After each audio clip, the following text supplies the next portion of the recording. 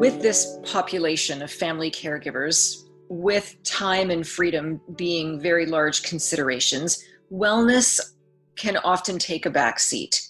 Mhm. So, in terms of getting physical activity in Mm. conjunction with nutrition and time at a premium, what are some of your recommendations about how to maybe squeeze that in? Oh, the physical activity, absolutely. And it's very similar. What we recommend for nutrition as well is, again, progress, not perfection. So kind of see where you're at. What's your baseline for your activity level? And then ask, what's something a little extra I can do to bump that up?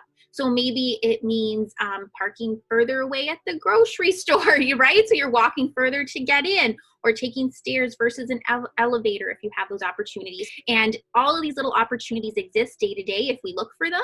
So just try to focus on that. And then if you feel, okay, I do want to get more, say, formal exercise in, then that's great. But realize too, it doesn't have to be an hour-long workout. You can do things in 10-minute little increments, and that also can have cardiovascular benefit to you as well. So whether it's a brisk walk around your neighborhood, or nowadays everything's virtual, right? So finding a 10 or 15-minute exercise video that you can do online, all these little bits can add up to helping you lead a more active lifestyle. There has been a lot of talk during COVID-19 about people having more sedentary lifestyles. And it could be just the stressors brought on from having to deal with the pandemic day in, day out. And there have been many of these types of media articles about people putting on weight and maybe not engaging in the healthiest lifestyles, maybe increases in alcohol consumption in some cases.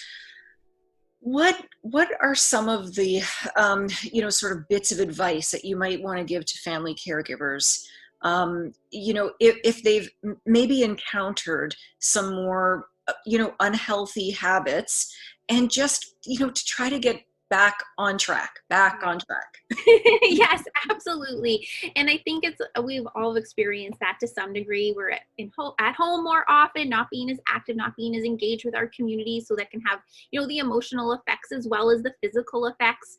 So if you're looking to start to engage in healthier habits, take it one step at a time. So I hear from a lot of my clients is that they feel like it's all or nothing. So they're either all in, with their exercise and eating routine, or if they're not following it perfectly, then what's the point? I'm not going to really focus on anything. But what the research actually supports in terms of health behaviors is that us humans, we're made to actually take things much more slowly than that.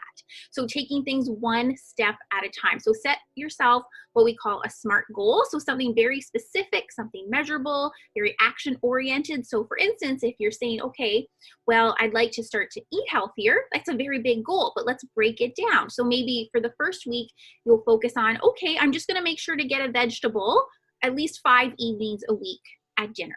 That's amazing. And then the next week, maybe add on by adding a fruit at breakfast time.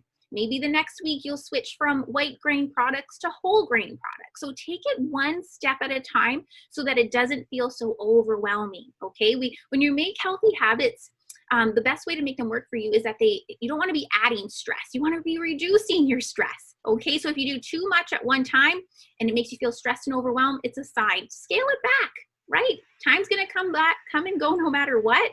And if you take that small step approach, you'll see much longer sustainable success in the long run. If you enjoyed this video, please like and subscribe to our channel.